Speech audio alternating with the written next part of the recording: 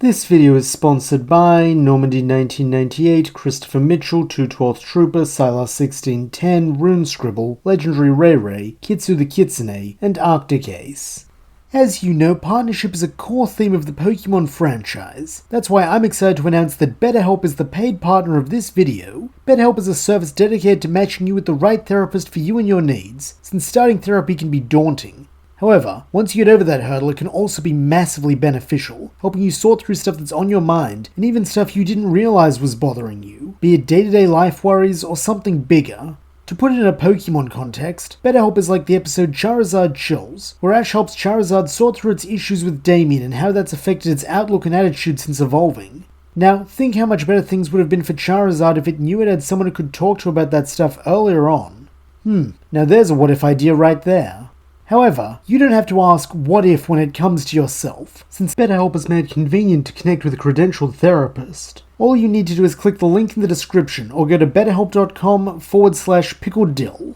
That's betterhelp.com/pickleddill with 2 Ds and 2 thumbs up from me, since by using my link you'll also get 10% off your first month of therapy. But with that said, let's get on to the story.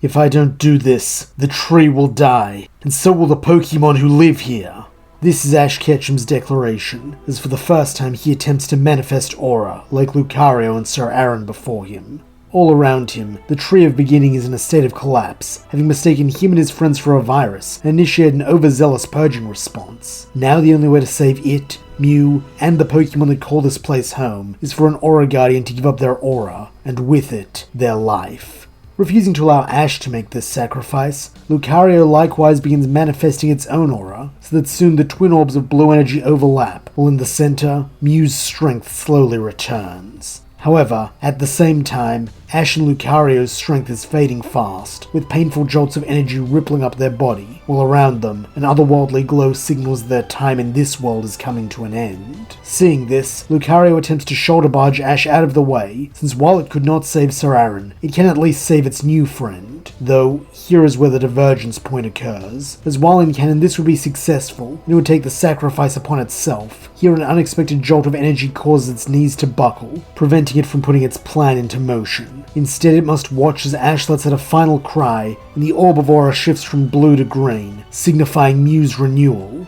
Then, a moment later, the interior of the tree does likewise, as the Psychic type channels its own strength to restore balance, ending the immune response and saving the day. As one, Ash and Lucario collapse to the ground, thoroughly spent as more energy rips through them, seemingly intent on claiming both their lives. However, this intention, much like Lucario's, will not come to fruition, as while the aura cost to save the tree would be fatal for one person, for two it is just incredibly draining, with the knowledge that they are not going to die slowly dawning on the pair as they bear witness to Sir Aaron's final moment via Time Flower, and realize they are not being transformed into crystalline structures. Allowing Lucario a chance to grieve its fallen master and the message he had left for it, Ash instead embraces his own partner, with Pikachu letting out a squeal of joy as they can finally be reunited after all the recent trials and tribulations. Meanwhile, May, Max, Brock, and Kid Summers enter the chamber, eager to celebrate the continued survival of Mew and the Tree of Beginning. Though, this does beg the question of what will become of Lucario, since it has no place in this strange modern world it was never meant to see.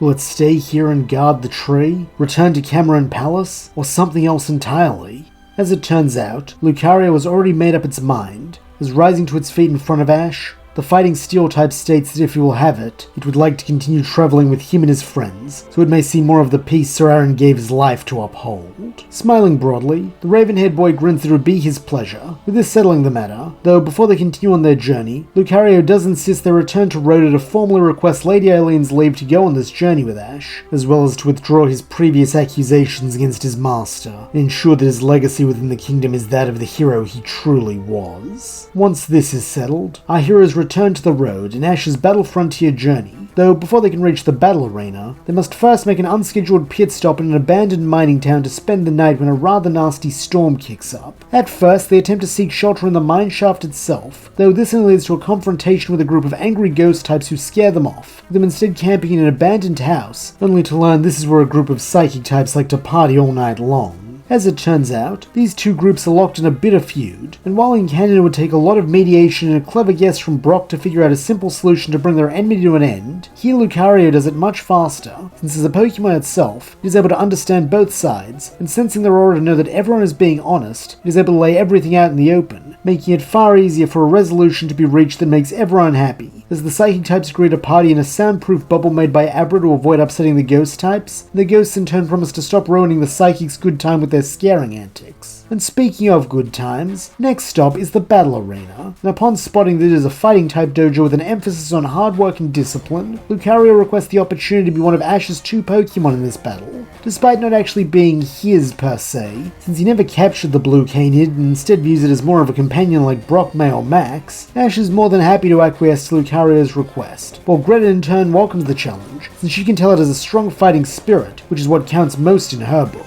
Taking their places on the battlefield, Ash opens with Grovyle, while Greta uses Hariyama, with this going like canon, which means a loss for Ash as the Arena Tycoon is able to use his Pokemon's momentum against it, taking Grovyle out and leaving Lucario to handle a 2v1. From the sidelines, Max questions if Ash can win this, and this will be Lucario's first ever competitive battle, though as it turns out, this is not an issue, or at least not the issue Max was anticipating, as after using Detect to avoid Hariyama's incoming attack, Lucario blasts it with an aerial aura sphere that takes out in one hit, while doing some damage to the battlefield. For a moment, everyone is left speechless as they try to figure out what happened, until Brock speaks up, having figured it out. Like Max said, this is Lucario's first battle as a form of sport, since having lived in an ancient era of war, battling was always a matter of life or death for it, so it doesn't know how to hold back its powers to not overdo things. Hanging its head in shame, Lucario confesses that it never even considered the need to restrain itself that way, so it sincerely apologizes, though Ash tells it not to worry about it since it was an honest mistake, while Greta grins that she'll just have to use a Pokemon that can handle its best, with this being Medicham. At once, Lucario notices something interesting about this Pokemon. It has a powerful aura too, and so reaching out with its own aura, it finds that the Meditate Pokemon is able to register this, suggesting a level of control. Being equally fascinated that the fighting Steel type can also use aura, and that it comes from a more warlike time, Medicham endeavors to help Lucario, so that as their battle begins, it feels less like a contest between rivals and more like a sparring session, as it helps Lucario to modulate its power, while in turn the canine shares some of its aura-based fighting style that allowed it and Sararan to survive many conflicts. Through this, both Pokemon feel as though they have grown, so when they finally decide to stop training and have an actual fight, it is with the knowledge they are both better for having met each other. Ultimately, however, there can only be one winner in the official sense, and this time it is Lucario, as while Medicham has a type advantage while also resisting the Steel Fighter's moves, Lucario simply has more combat experience and raw strength honed by Sararan. Nonetheless, when the time comes to leave the battle arena, Lucario is sure to show its gratitude and respect for Medicham, promising to continue what they started here today, while also wishing it well in its own training.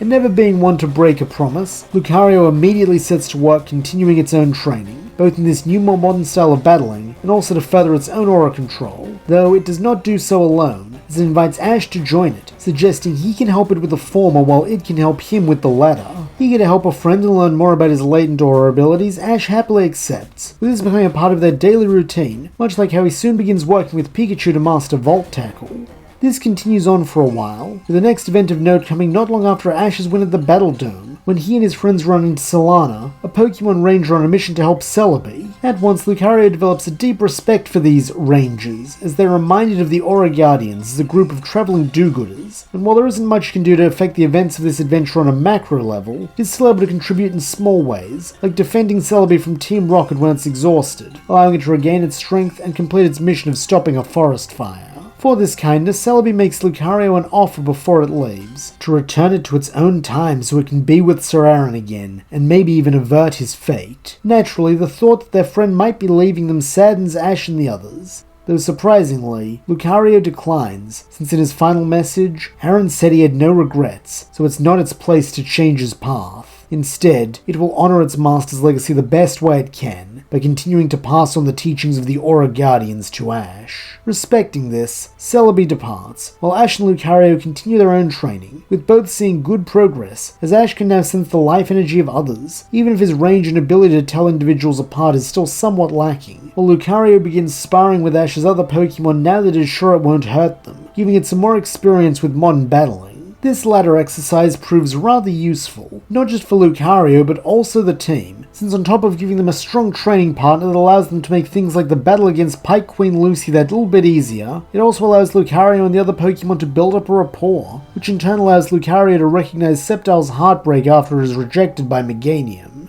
Having felt a similar grief when it believed Sir Aaron betrayed and abandoned it, Lucario is quick to offer its support, as well as helping to guide and mentor it in getting its power back once it becomes clear that it can't use moves due to its mental and emotional block. As Sceptile is a stoic Pokemon much like itself, Lucario primarily does this by introducing it to meditation and other exercises that its master did with it when it was first learning to draw out its aura for combat, these proving quite effective as Sceptile attempts to bring its dormant power back to the surface. Even Ash helps out once he learns that Sceptile is struggling, and while he finds the stillness of meditation challenging, he still sticks with it to help his buddy, further proving that he is indeed the same kind of person as Sir Aaron. Thanks to this, Sceptile is back in fighting shape by the time they reach Metallica Island, allowing Ash to challenge Spencer directly, and Sceptile to pull off an impressive win while Lucario watches on proudly. However, he won't have to watch from the sidelines for much longer, as on the way to the Battle Tower, it and Ash meet a girl named Annabelle while saving Pikachu from Team Rocket, though the ensuing scuffle ends with them all falling in a stream.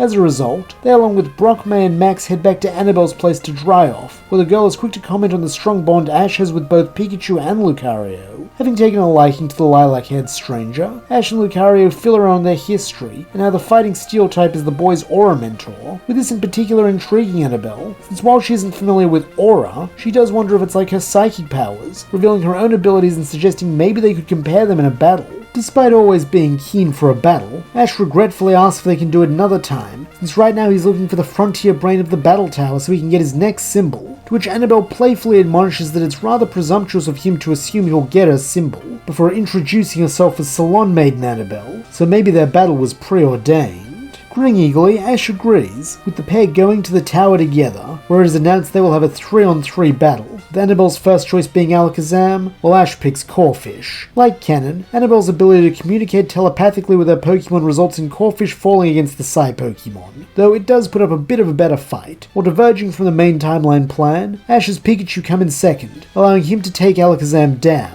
In its place, the Salon Maiden next reveals Metagross, and as is often the way when Pikachu faces off against that particular species, he gets mollywopped, forcing Ash to call him back before he can be knocked out, while asking Lucario to step in so they can truly test how aura compares to psychic power. Having also wanted to conduct this test, the Blue Jackal agrees, this time facing a foe who matches its steel typing rather than its fighting. Ultimately, however, the question of which power set is superior comes up inconclusive, as Lucario manages to fight the pseudo-legendary to a draw, resulting in a double knockout that makes the final match Pikachu vs Espeon. Fortunately, due to the addition of a strong training partner, the Electric Rodent manages to pull out a win, meaning Ash gets his ability symbol on the first try, while Annabelle praises him and his team for their trust and synchronicity. Following this, the gang get back on the road, which before long leads them to crossing paths with Solana once again, this time as she pursues a Deoxys who is acting strangely. Vowing to help, Ash and co join her in this quest, with them quickly coming across the rapidly shifting extraterrestrial. Thankfully, here Ash and Lucario's time working on their aura abilities pays off, as while the steel fighting type tries to communicate with Deoxys about why it's acting this way, Ash is able to sense the meteorite that is emitting strange, painful waves. Through this teamwork, Lucario is able to stop Deoxys from kidnapping Max and Meowth by engaging it in a combination of conversation and combat, while Ash and the rest of his Pokemon manage to destroy the meteorite, ending Deoxys' suffering and allowing it to hold a single form as it flies off to explore the world and beyond. And this is not the only time Ash and Lucario's aura abilities come in handy, as they soon find themselves in a series of ruins near Pewter City, where they come across Pyramid King Brandon searching for an ancient artifact that some legends say contain a sealed Ho-Oh. Rather than running off half-cocked, Ash and Lucario actually prove instrumental, as by combining their powers, they're able to sense the ancient Pokeball and lead Brandon there without triggering every trap along the way. However, as they draw nearer, the pair sense a distinct malevolence from the object, so that when they reach the throne room and find it sitting ominously on the throne, they don't touch it, instead allowing Brandon to bag it up safely, and thus keep the evil king of Pokelantis sealed away. Consequently, instead of scolding Ash for being a fool, the Pyramid King has a rather high opinion of the boy and his comrade when they return to the Battle Pyramid, with this esteem only growing when Lucario reveals itself as Sir Aaron's companion, since as a lover of the ancient past, he has naturally heard of the hero, and has nothing but praise for his and Lucario's deeds. When this swapping of stories is over, the three of them head down to the battlefield where Brandon gives Ash the same one-on-one terms he'd give the King of Pokelantis in canon, even using Regirock. While Ash and Lucario are in perfect agreement that they earned this battle together, so they should conduct it side by side. Additionally, this battle will also serve as a good indication of their growth since the Tree of Beginning, as when they fought the Regis there, they could do little more than run, since even their best attacks were at most a minor irritant. Keeping this in mind, Ash and Lucario attempt to play smart here, making use of Lucario's significantly superior mobility when compared to Regirock, detect to sense incoming threats, and super effective aura spheres to allow them to fight at a distance where the Stony Golem cannot grab the Steely Fighter. With all these advantages, the duo of Ash and Lucario still do not prevail, as the might of a legendary Pokemon is just too great to overcome at this point. Though to their credit, they give the Pyramid King a run for his money,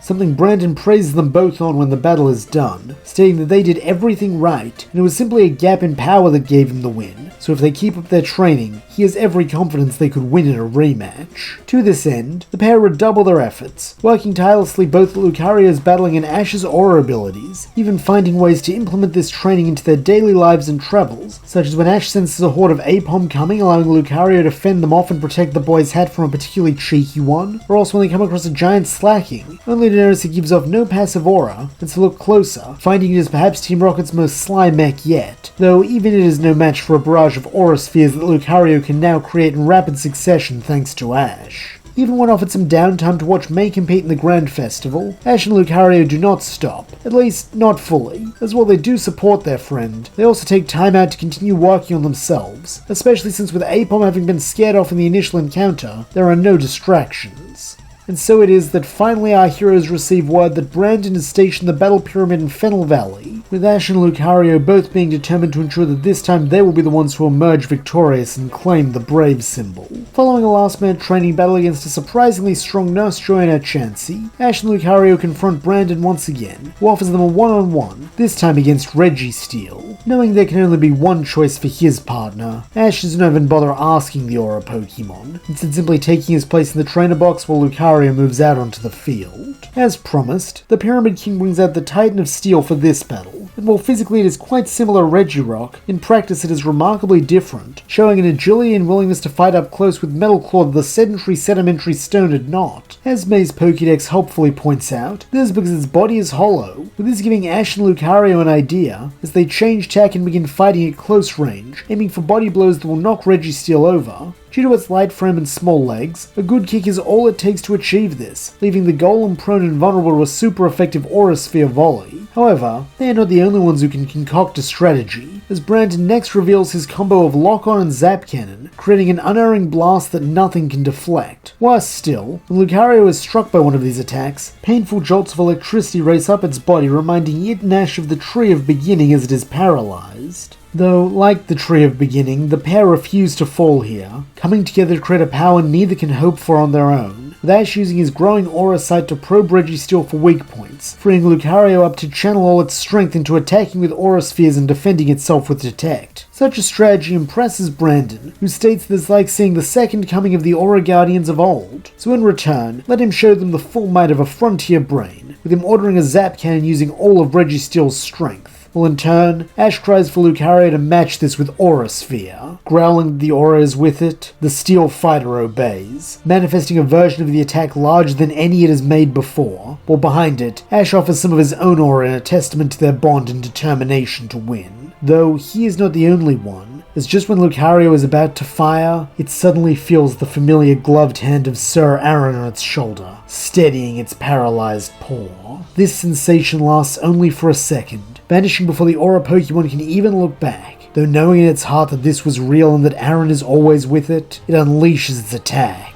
For a moment, the two blasts clash in midair, kicking up dust and shockwaves, though even the power of a legendary Pokemon cannot withstand the bond of three Aura Guardians passed down from one another across space and time, so that in a flash, Zap Cannon is subsumed, and then a few seconds later, so is Registeel. No one is uncertain as to what the outcome of this will be, so that when the dust settles and Samuel the referee raises his flag, it is a foregone conclusion that the Iron Pokemon is unable to battle, making Ash and Lucario the winners. As one, the pair run up to each other, though instead of a hug or even a high five, when they meet, it is with a bow, as both wish to pay their respect to the friend who has taught them so much. As is customary when one defeats the final frontier brain, Ash is then offered a chance to train as one himself, a tempting offer as it would mean a life of battling strong opponents that Scott has curated for him. However, in spite of this, Ash still refuses, since while battling is great, he wants to keep seeing the world and helping people in Pokemon too, a sentiment Lucario quite agrees with. Respecting this decision, Scott and Brandon wish Ash and his friends well, with the group next heading off to Terracotta Town, which will serve as the site of their final goodbye, as May and Max depart for the Johto region while Brock is set to return to Pewter City. This just leaves Ash and Lucario, with the Raven-haired youth questioning if it intends to go back to Cameron Palace now that this journey is done. For a time, Lucario seems to consider this. Then, after a pause, it shakes its head, admitting that while it does intend to fulfill its duty to Lady Eileen, it still has its promise to Ash that it must keep, since while he has advanced a long way since the day they met, there are still many secrets of Aura for it to teach the boy. And that's where we'll leave things. What further abilities will Ash unlock as he continues his Aura training? How will Lucario continue to adapt to the modern world? And will the Aura Pokemon travel with Ash to Sinnoh and beyond? Find out as the journey continues.